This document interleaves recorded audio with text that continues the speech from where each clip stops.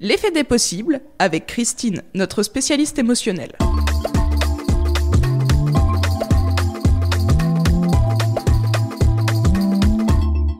Christine, ça fait déjà un an d'effet des possibles. Mais aux auditeurs qui viennent d'arriver sur Vive FM, tu peux rappeler ce que c'est l'effet des possibles ?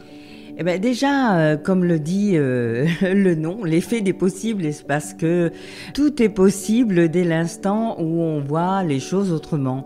Et justement, cette petite récap, c'est parce que, avant tout, déjà, je suis hypnothérapeute, hein, c'est bon de le rappeler, donc, mais pas que. Je suis aussi thérapeute dans différentes autres thérapies alternatives.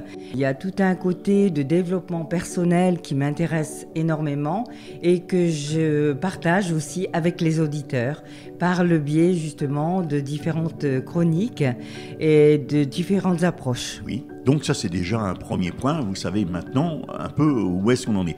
De quoi avons-nous déjà parlé ? Alors, disons que tout au début, nous avons commencé par parler d'hypnose. Hein, donc, l'hypnose que je pratique étant l'hypnose sagesse, une hypnose un petit peu différente qui utilise beaucoup de métaphores. Pourquoi hypnose sagesse ? Il existe d'autres hypnoses ? Oui, il en existe d'autres, comme l'hypnose ericksonienne, l'hypnose humaniste. Ces différentes formes, oui. Elles sont toutes aussi bonnes. C'est simplement des différentes approches. Oui. Pourquoi tu as choisi celle-là ? Parce qu'elle me parlait plus. Pour moi, c'est plus en rapport avec moi, ce que je suis.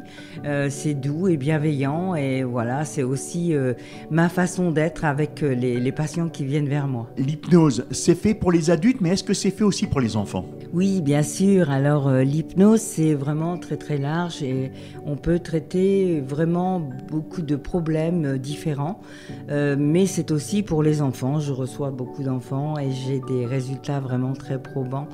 Et c'est magnifique. J'ai reçu encore une petite fille hier et quand on voit les résultats et comment ça permet de changer encore plus rapidement chez les enfants, puisqu'ils n'ont pas de filtre comme nous, c'est vraiment magnifique. Oui. Donc je suppose que tu ne traites pas que les pipi au lit, je suppose que tu dois traiter aussi à travers l'hypnose des enfants qui sont en échec scolaire. Et il y a l'échec scolaire, oui, il y a les problèmes familiaux. Les problèmes familiaux, il peut y avoir des phobies. J'ai récemment eu une petite jeune fille qui avait une phobie des poupées. Donc, tu vois, elle avait... Dans quel genre ? Elle en voulait beaucoup ou au contraire, elle ne voulait pas de poupées parce qu'elle avait peur ? Elle avait vraiment une peur extrême des poupées. Il y avait d'autres choses qui étaient liées derrière. Oui. Et on a démêlé tout ça. Et voilà, elle vient de s'acheter sa première poupée qui fait 1 mètre. D'accord, ah bah oui quand même. Voilà, en à peine 3 séances, elle avait déjà fait la démarche. Je suppose aussi que tu peux rencontrer des personnes qui ont peur du noir.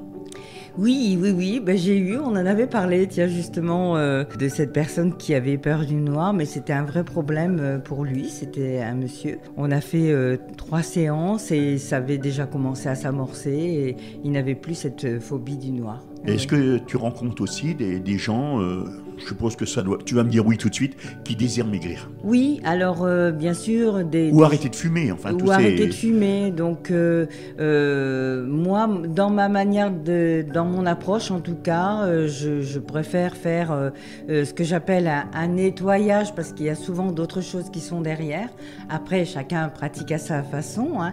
Moi, je préfère pouvoir éliminer toutes les raisons autres qui ont amené la personne. Parce que justement, j'allais te dire, il y a eu un facteur déclencheur qui ont fait qu'ils se sont mis à fumer ou alors à manger. Voilà, parce que derrière les kilos, il y a souvent des kilos émotionnels. Hein, donc, il y a un mal-être, le but étant de gagner en minceur.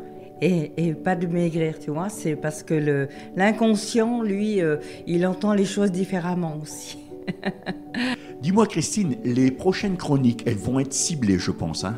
Oui, alors justement, on parlait de toute mon approche et le but étant vraiment de faire connaître différentes façons de voir les choses, de prendre du recul sur notre manière d'être. Et j'ai choisi pour ça les accords Toltec. Donc on en avait déjà parlé et on va revenir dessus pour les 4 prochaines émissions. Tu sais que les accords Toltec avec les petites histoires, j'ai eu des bons retours là-dessus. Oui. Donc est-ce qu'il y aura les petites petites histoires aussi. Il y aura aussi des différentes petites histoires qui permettent justement de comprendre un petit peu notre façon d'être, d'approcher les choses qui n'est pas toujours la meilleure.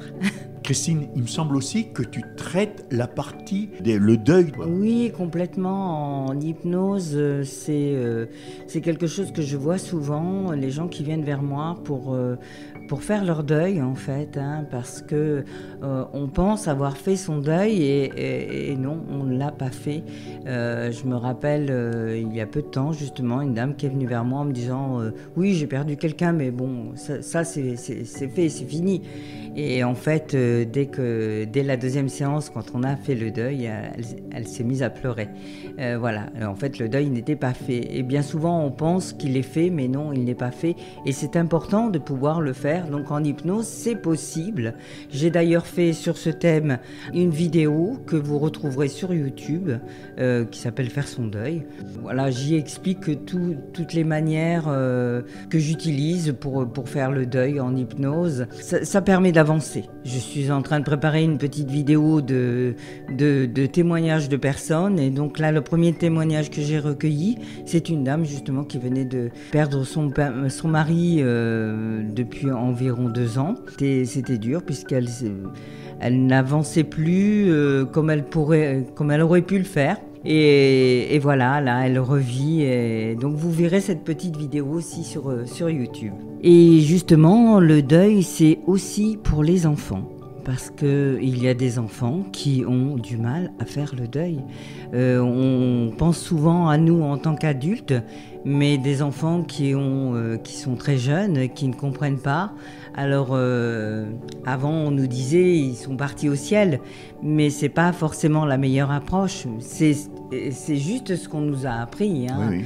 Toujours est-il que pour ces enfants, faire le deuil, ils ne savent pas, ils ne voient plus la personne, ils sont tristes et cette tristesse se ressent à l'intérieur. Et justement, j'ai fait faire le deuil à une petite fille qui en avait vraiment besoin et qui n'avait plus de repères par rapport à ce deuil. Qu'est-ce qui est le plus dur pour un enfant ? C'est de perdre papy-mamie ou ça arrive papa au moment ? Évidemment, perdre son père, sa mère, c'est très fort, mais ça peut être aussi son grand-père ou sa grand-mère. Après, tout dépend des attaches. J'allais te dire le lien. Ouais, vraiment, c'est le lien qui fait la différence. Hein. On peut être peut-être plus proche d'un grand-père que de son père, pourquoi pas. Hein. C'est vraiment ce qu'on met comme émotion dans notre relation qui va faire la différence. Avant de prendre congé de toi, tu peux me donner ton agenda ? Oui, bien sûr Hervé. Alors, dès ce dimanche, vous allez pouvoir me retrouver à la fête des associations avec Noyon en pleine forme, donc une association qui regroupe des thérapeutes justement pour faire connaître toutes les thérapies alternatives à un maximum de personnes. On rappelle aux auditeurs que ça se situe où ce salon ? Au stade Jean-Bouin, au centre-ville de Noyon. Tu peux me donner les horaires ? Oui, bien sûr. Alors, ça sera de 10h à 18h. Le samedi 26, vous me retrouverez au salon du bien-être au centre-ville de Compiègne. Donc, ça sera sous chapiteau. Christine, est-ce que tu as prévu des ateliers ? Oui, alors justement, puisqu'on m'a beaucoup demandé des ateliers, d'autres connaissances, je vais démarrer des ateliers en développement personnel à partir du mois d'octobre. Voilà, donc ça sera certainement mi-octobre, mais je vous en reparlerai. Sur ces bonnes paroles, Christine, tu peux me dire où est-ce que l'on peut te voir sur les réseaux sociaux, entre autres sur ta page Facebook ? Alors ma page Facebook, donc c'est bien.être-du6 carpe.diem, bien-être carpe diem. Est-ce que tu es sur Instagram ? Instagram aussi, oui, vous me retrouverez sous Christine Bonnet. Et ensuite, est-ce que tu es aussi sur Twitter ? Sur Twitter, cabinet bien-être carpe diem, oui. Et sur YouTube ? Oui, bien sûr sur YouTube, donc sous mon nom aussi, Christine Bonnet. Et on n'oublie pas de rappeler aux auditeurs que on peut vraiment réécouter en podcast tous Voilà. les chroniques Oui, exactement, c'est une nouveauté, donc vous pourrez... sur la chaîne de l'émission L'heure du crème. Ouais, exactement, donc l'heure du crème sur YouTube, vous retrouverez aussi toutes les chroniques. Tu as un site internet? J'ai un site internet, c'est bien-être-carpediem.wixsite.com/mon site. Tu consultes sur Noyon? Oui, bien sûr, au 52 rue de Paris à Noyon. Bien sûr, pour cela, on prend rendez-vous avec Voilà. toi par téléphone et tu peux donner ton numéro? 06 79 67 49 51. Christine, dans le moteur de recherche, comment fait-on pour te trouver? C'est tout simple, vous tapez bien-être Carpe Diem, Noyon ou tout simplement hypnose Noyon. Eh bien, sur ces bonnes paroles, Christine, je te souhaite un bon week-end. Merci, bon week-end aussi à tous les auditeurs, au revoir, à très bientôt.